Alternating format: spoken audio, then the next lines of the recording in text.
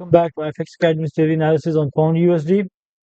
So, guys, for today we are inside a ranging market. Obviously, as you can see, guys, all this ranging.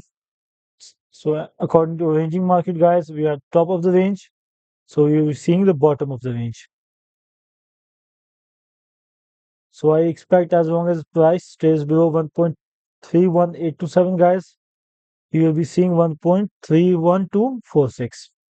And if you break above this, I think we will be just again testing a bit higher in the range. That's all, not much bullishness expected on my end.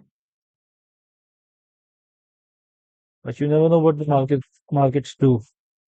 So guys, that's all for today. And we may also see we may go a little bit lower as well. But I expect the market to just range, not big moves or just choppiness and volatility.